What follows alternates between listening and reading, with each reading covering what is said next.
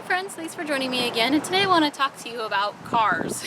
This car behind me is my main car. It's our family's good car, and so that's the one that we will use anytime we're going anywhere as a family. So anytime I'm taking the kids anywhere, anytime we're going to appointments and all these different things, even the grocery store, hiking, or whatever, anytime we're going anywhere as a family, or it's my car when my husband's at work, this is the car that we take. So it is a 96 Toyota RAV4. I actually didn't pay any money for it at all. I inherited it from my grandpa, which sounds nice in a way because you get a free car, but at the same time I obviously had to lose my grandpa in order to get it, which is definitely bittersweet. But anyway, I estimate that he paid, I'm pretty sure, somewhere around $3,000. I can't remember exactly. It might have been a little less or a little more. But anyway, so he bought this, and I think he drove it for not even a year before he ended up passing away, and then had to, move on to its new owner. And really, nobody else in the family even wanted it. My little brother had driven it for a while when he was getting his car repaired, and he said it's too slow. We really like this car. It's an all-wheel drive. It has really good gas mileage. And then the other thing I really like about it is that it's really cheap to insure. So even with it being a 96, like I said, it has over 200,000 miles on it. Ever since I inherited it back in 2014, we have done absolutely nothing but regular maintenance. I have maybe filled the tire once. I've done some oil changes, and then I think it needed a windshield wiper once, and that's pretty much it. It's been a super easy to keep, low maintenance car, and it's been really good. So I definitely think that cheap cars are a good choice as far as not only just something cheap to get up front, but also something cheap to own in the long run. My husband's actually driving it, so I'll have to show that last, is the one that I'm really interested in showing you, and that's the one we're driving till the wheels fall off. Alright, here it is. This one is a 1993 Volvo station wagon, and my husband has driven this for so long. Alright, quick interview of your car. How much was the purchase price? It was $1,850. And what year did you buy it, or how long have you owned it? Either way would be fine. I've owned it for over 8 years. 8 years and for an $1,850 car. Yes. Alright. It was a good deal. We bought it from a friend of ours after another car that we had gotten pooped out, and then we had to make payments on it, or he made payments on it, because this was so long ago. It was back when we actually did not combine our finances yet, and so yeah, he made payments on this until he paid it off, and then he has driven it ever since. It has quirks. Its antenna over on the top over there broke a long time ago. He went to work and it was fine, and then he came out of his work and it was all broken and hanging off, and so my theory is someone from his work probably got upset with him and ripped it off. And then the next thing would be that one of the door handles doesn't open, the heated seats don't work anymore, but because they are heated seats, they are all cracked and ripped. Here, let me show you. Obviously he doesn't keep it very clean.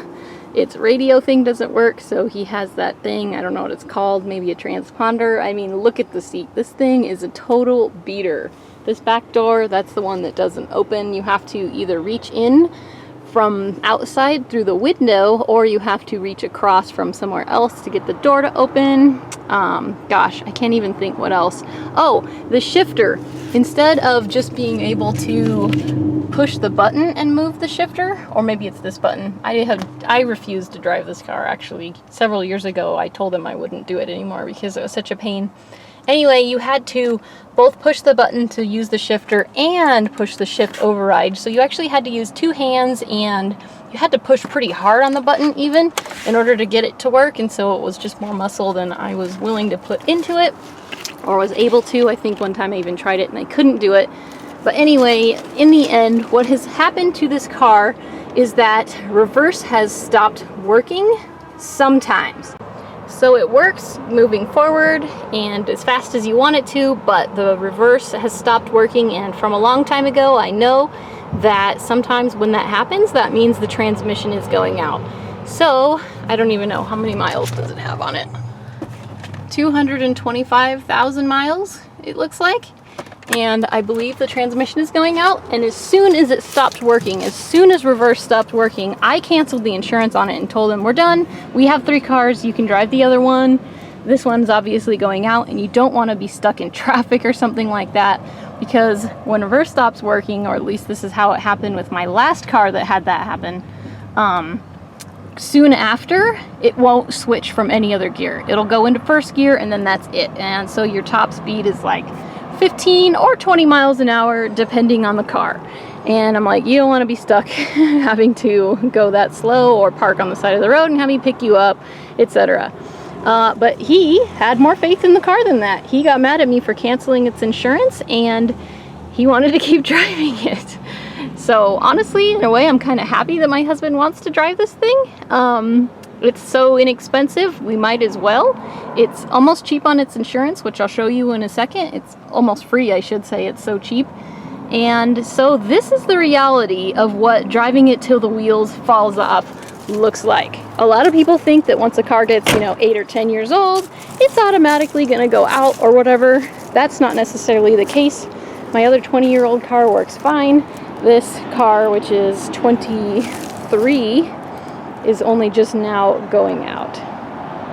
Okay, so here's what I want to show you about the insurance. As you can see right here, we buy our insurance in 6-month blocks. We actually just paid this on the 15th, so September 15th through March 15th is how long we have our cars insured for, a full 6 months. And then on this section, it actually shows what the breakdown of how much we pay for each car is. So the Toyota RAV4, the 96, we pay $110 total. And then the 93 Volvo is $94 for 6 months worth of insurance, of course. So I actually just did the math, and for the RAV4 it costs us about $18.33 a month. And that Volvo is just $15 and let's see, $15, and let's round that to 67 cents per month to insure it. And with our ages and several other things that there are to consider, the style of car, of course this one being a Volvo makes a big difference. The fact that it's a station wagon makes a difference, those sort of things. And then of course their ages. Cars that are a lot newer are more to insure, and also I honestly believe that cars that were made in the 90s, that old saying they say, they don't make things like they used to. Maybe cars that are newer than 2000 may not last as long. But certainly cars from the 90s, which is actually my favorite decade, so when we go to buy another car, once we replace this Volvo, which we're not doing until it completely poops out, we are actually going to probably shoot for another car that was in the 90s, but maybe the upper 90s. So yeah, I have several things I wanted to point out about used vehicles. A, they're a lot less expensive to insure. B, they're less expensive to buy up front. And C, honestly, I think they last longer than you might expect them to. So just because it turns 8 or 10 years, don't think it's going to just die automatically. It might just last you even longer, especially if you give it proper maintenance. So there you go. Hopefully this video was helpful to you. The reality of what it looks like to drive a car till its wheels fall off, so to speak.